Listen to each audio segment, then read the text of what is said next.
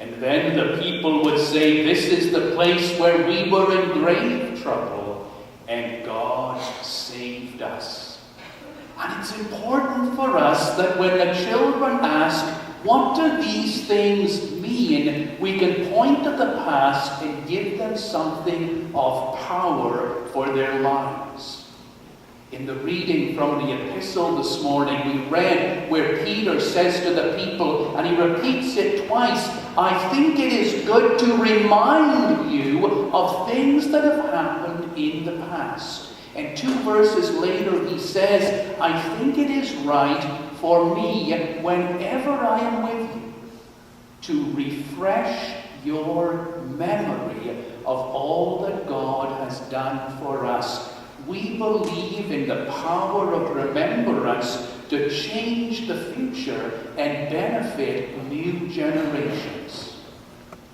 I'm sure you all know the quote by the great philosopher George Santayana, who said, those who forget the past are doomed to repeat it.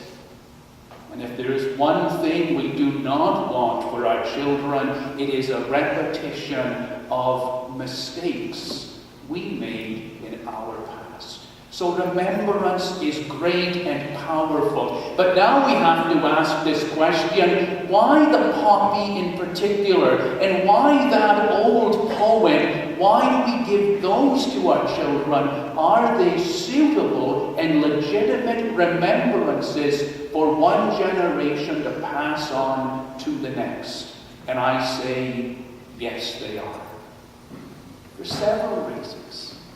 First of all, if we can simply tell our children the wonderful story of the man who wrote that poem, Lieutenant Colonel John McCrae, born just down the road from us, November the 30th, 1872 in Guelph.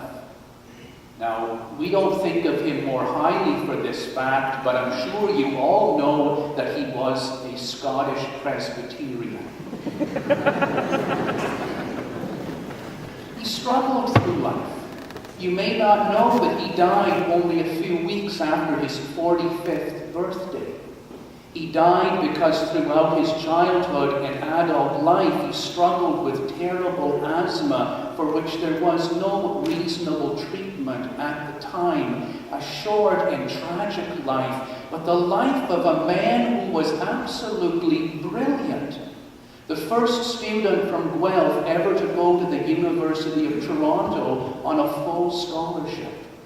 He graduated there in 1898 as a medical doctor. He stayed there to teach and practice for a few years. Later on, both he and his brother practiced and taught at Johns Hopkins University in Maryland, but then he came back to Canada, to Montreal, to McGill, where he taught as a professor of surgery. But he was a man of compassion. And when the war broke out, the South African War, that is, firstly, he signed on voluntarily because he was deeply conscious of the poor medical treatment that wounded soldiers received on the field of battle. And he wanted to go to help. And he did. And he changed the way in which soldiers were healed on the battlefield. He would later return to Montreal, but as soon as the First World War broke out, he felt a powerful obligation to go and serve, as did 45,000 other Canadians. John McCrae was very specific in saying that he, as a bachelor, had an obligation to go because he had no family. What a thought that he would sacrifice of himself, and nothing could have kept him back. One of the funny little stories about John McCrae is that when he was shipped overseas, he had his horse shipped with him. And his horse's name was Bonfire. And while he was on the front, he would write letters back to his nieces and nephews as if they were from Bonfire. And he would sign them with Bonfire's hoof print. Just to give you a sense, he was not all serious and surly all the time. He refused to live in the officers' quarters. They were too comfortable, and they put him too far from where the soldiers needed his help. So he went to the front lines, and he lived in the tents with the enlisted fighting men. It was that sacrifice, of course, that would eventually cost him his life in the winter of 1918. A very dear friend of his died after the first Battle of Ypres. The friend's name was Alex, and he had been a student of John McCrae's back at McGill, and McCrae was deeply moved by that death. And it was grieving Alex's death that he sat down on the bumper of an ambulance at the front, and with a stub of a pencil and a scrap of paper, he wrote those words, "In Flanders fields the poppies blow between the crosses, row on row." But McCrae had been a poet all of his life. He had written magnificent poems, and he deemed this one on the scrap of paper to be worthless, so he balled it up and threw it into the mud.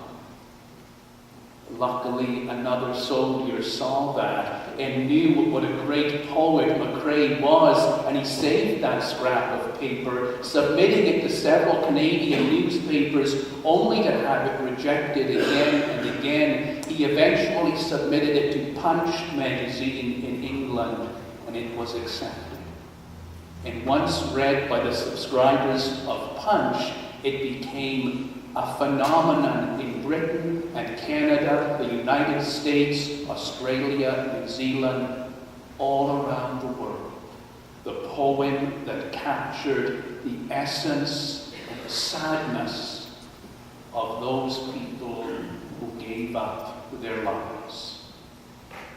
McCrae contracted pneumonia, a complication of his asthma, in the summer of 1917, and he died in January of 1918, just having turned 45 years old. Just to pass that story, the story of one man who was wonderfully skilled and intelligent, and who gave all of his skills to humankind, just for the sake of remembering that, it's worth putting a poppy in the hands of our children. But there is so much more. The power of that little poem itself, 15 simple lines scratched out in 2 minutes that have galvanized the hearts and souls of generations thereafter. It's worth it just to pass that little poem along to our children. And I don't know which parts of that poem move your soul. I will pick a few lines out at random and listen to their glory and their grace. In the first stanza it says, "The larks still sing, flying, though barely heard beneath the gardens."